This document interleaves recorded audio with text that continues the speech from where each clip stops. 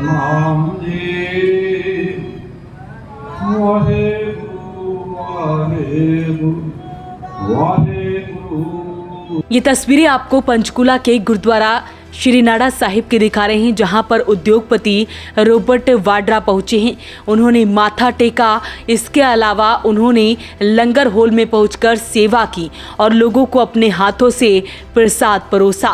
इसके अलावा तस्वीरें आप देख सकते हैं, उन्होंने माथा टेकने के बाद लंगर हॉल में पहुंचकर पहले सेवा की, उसके बाद लंगर को छका और इस दौरान उन्होंने क्या कुछ कहा है वो आपको सुनवाते हैं। इसलिए मैं यहाँ आया हूँ, मेरा धार्मिक दौरा पूरे देश में होता है, तो मैं यहाँ आया हूँ और माथा टेका है और प्रार्थना की है कि जो राहुल और प्रियंका मेहनत कर रहे हैं वो सही हो और लोग जागरूक हो, जो देश की जनता है वो जागरूक हो, वो समझें, राहुल की मेहनत को समझें। और उन्होंने सबूत दिए हैं, हर चीज़ है वहाँ। और मुझे लग रहा है कि अगर अब हम जागरूक नहीं होंगे तो ये सरकार गलत तरीके से जीतती रहेगी, चलती रहेगी और बांटेंगे लोगों को और लोगों को और मुश्किल में डालेंगे। सर, आप पे ईडी द्वारा इल्ज़ाम लगाया कि आपने मृत व्यक्ति के नाम पर दोष डाला है जो भूमि अधिग्रहण है। देखिए, मैं 24 बारी गया हूँ ईडी के पास। जो ये पूछ रहे हैं ये 2008 20 साल पुराना है, 20 साल पुराना ये कहानी है, ठीक है।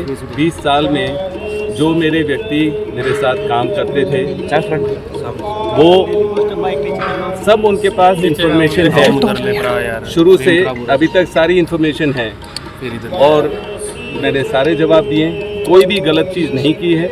और अगर आपको कभी भी लगेगा, वो सबूत दिखाए ना, मैं यहाँ हूँ, देश में हूँ और जब भी वो मेरे को समन करते हैं मैं वहाँ पहुँचता हूँ और सफाई देने की ज़रूरत नहीं है।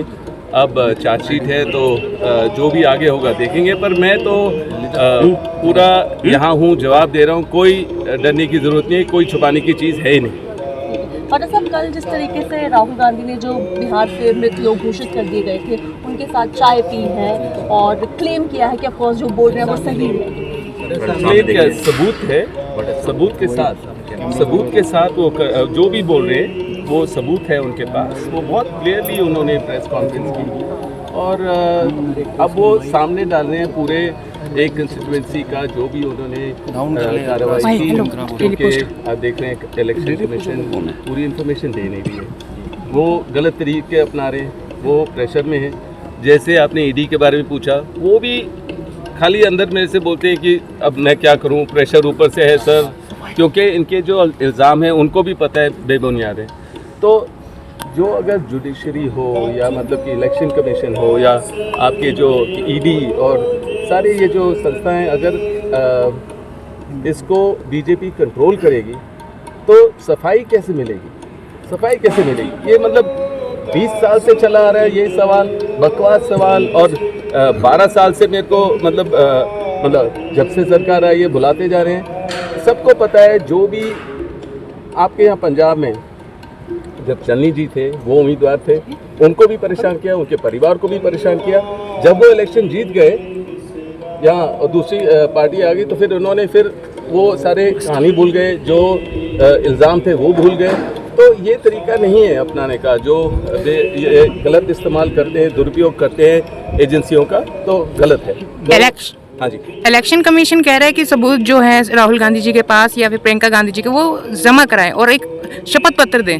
ये पहले वो भी तो जवाब दें ना, किस तरीके की इलेक्शन हो रही है, जो कार्रवाई की है उसकी वो जवाब नहीं देना चाह रहे हैं। तो बस वो कहते हैं ओथ दीजिए। राहुल प्रियंका संसद में हैं, उन्होंने वहाँ ओथ लिया है और लोगों की बात बुलंद करते हैं। जो ये सरकार छुपाना चाहती है उस लोगों की आवाज़ बुलंद करते हैं। जो गलत हो रहा है देश में वो बुलंद करते हैं, उसके लिए लड़ते हैं, वो दिन रात लड़ते हैं। तो मैं ये कहूँगा कि इलेक्शन कमीशन को समझना चाहिए, वो ज़रूर जवाब दें, वो दिखाएं इलेक्ट्रॉनिक जो भी वोटर लिस्ट है और हर चीज़ जो भी राहुल ने बोला है, और पूरा देश जागरूक है और वो सब आ रहे हैं, जुड़ रहे हैं राहुल के साथ। तो अब इलेक्शन कमीशन की जो बिलीफ है लोगों में कि वो कम होती जा रही है।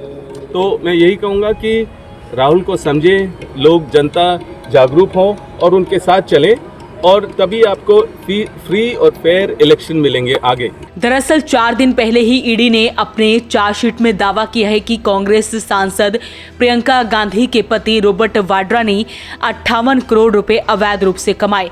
उन्होंने इस रकम का इस्तेमाल प्रॉपर्टी खरीदने और इन्वेस्टमेंट में किया, साथ ही अपने ग्रुप की कंपनियों को लोन दिया और उनके कर्ज चुकाने में भी किया। तो ऐसे में इसी बीच उद्योगपति रॉबर्ट वाड्रा पंचकुला पहुंचे। उन्होंने गुरुद्वारा साहिब में माथा टेका, सेवा की और खुद भी लंगर छका। इस दौरान उन्होंने मीडिया से भी बातचीत की। अपील रहेगी इस वीडियो को आप शेयर जरूर करें। वॉइस ऑफ पानीपत के लिए ब्यूरो रिपोर्ट।